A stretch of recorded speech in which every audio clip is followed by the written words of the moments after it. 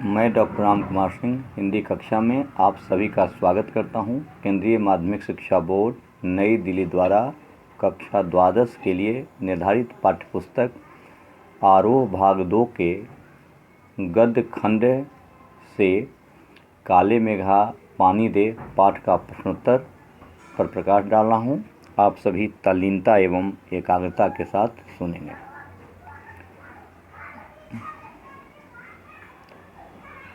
इस पाठ का लघु उत्तरीय प्रश्न है, उस पर मैं प्रकाश डाल रहा हूँ। पहला प्रश्न है, काले मेघा पानी दे संस्मरण के लेखक ने लोक प्रचलित विश्वासों को अंधविश्वास कहकर उनके निराकरण पर बल दिया है। इस कथन की विवेचना करें। इसका उत्तर है, लेखक ने इस संस्मरण में लोक प्रचलित विश्वासों को अंधविश्वास कहा है। इस पाठ में इंदल सेना के कार्य को वह पाखंड मानता है। आम व्यक्ति इंदल सेना के कार्य को अपने अपने तर्कों से सही मानता है, लेकिन लेखक इन्हें गलत बताता है। इंदल सेना पर पानी फेंकना पानी की हानि है, जबकि गर्मी के मौसम में पानी की भारी किल्लत होती है। ऐसे ही अंधविश्वासों के कारण देश का बौद्धिक विकास अवरुद्ध होता है। हालांकि एक बार इन्हीं अंधविश्वास की वजह से देश को एक बार गुलामी का दंश भी झेलना पड़ा। दूसरा प्रश्न है, काले मेघा पानी दे पाठ की इंदल सेना युवाओं को रचनात्मक कार्य करने की प्रेरणा दे सकती है। तर्क के साथ उत्तर दीजिए। तो इसका उत्तर है, इंदल सेना युवाओं को रचनात्मक कार्य करने की प्रेरणा दे सकती है। इंदल सेना सामूहिक प्रयास से इंदल देवता को प्रसन्न करके वर्षा कराने के लिए कोशिश करती है। यदि युवा वर्ग के लोग समाज की बुराइयों कमियों के खिलाफ सामूहिक प्रयास करें तो देश का स्वरूप अलग ही होगा। वे शोषण को समाप्त कर सकते हैं।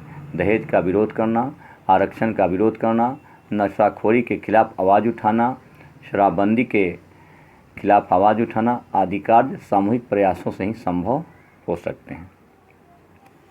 अगला प्रश्न है, यदि आप धर्मवीर भारती के स्थान पर होते तो जीजी के तर्क सुनकर क्या करते और क्यों? पठित पाठ के आधार पर इसका उत्तर देना है।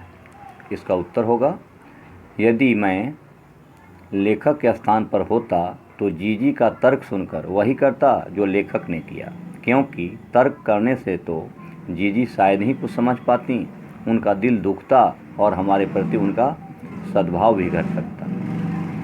लेखक की भांति मैं भी जीजी के प्यार और सद्भाव को खोना नहीं चाहता। यही कारण है कि आज भी बहुत सी बेतुकी परंपराएं हमारे देश को जकड़े हुए हैं।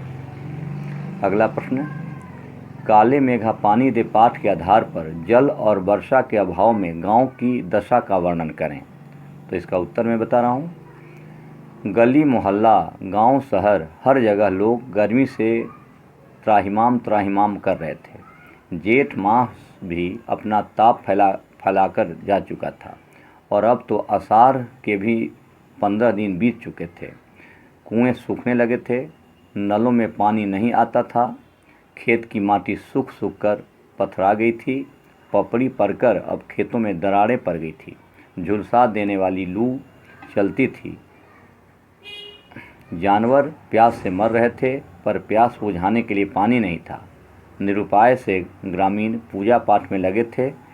अंत में इंदल से वर्षा के लिए प्रार्थना करने इंदल सेना भी निकल पड़ी। अगला प्रश्न है, दिन दिन गहराते पानी के संकट से निपटने के लिए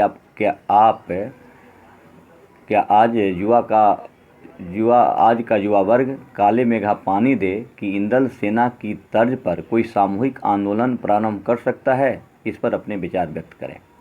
प्रश्न एक बार फिर सुनेंगे। दिन दिन गहराते पानी के संकट से निपटने के लिए क्या आज का युवा वर्ग काले मेघा पानी दे कि इंदल सेना की तर्ज पर कोई सामूहिक आंदोलन प्रारंभ कर सकता है? अपने विचार प्रकट करें। उत्तर है, आज के समय पानी के गहरे संकट से निपटने के लिए नवयुवक वर्ग सामूहिक आंदोलन कर सकता है। नवयुवक वर्ग शहर व गाँवों में पानी की फिजूल खर्ची को रोककर रोकने के लिए प्रचार आंदोलन कर सकता है। गांव में तालाब खुदवा सकता है ताकि वर्षा के जल का संरक्षण किया जा सके। युवा पीढ़ी वृक्षारोपण अभियान चला सकता है ताकि वर्षा अधिक हो तथा पानी भी संरक्षित रह सके। वह घर घर में पानी के सही उपयोग की जानकारी दे सकता है। अगला प्रश्न है,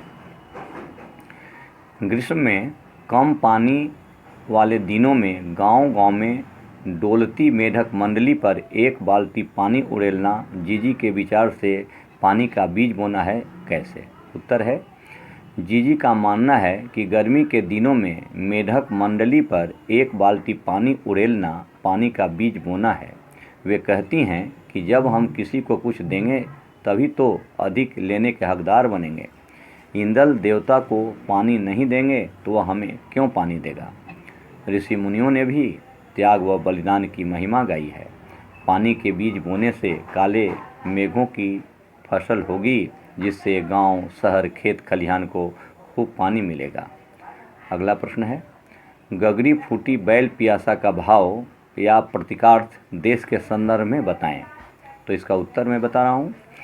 गगरी फूटी बैल पियासा एक ओर जहाँ सूखे की ओर बढ़ते समाज का सजीव व मार्मिक चित्रण प्रस्तुत करता है, वहीं यह देश की वर्तमान हालत का भी चित्रण करता है।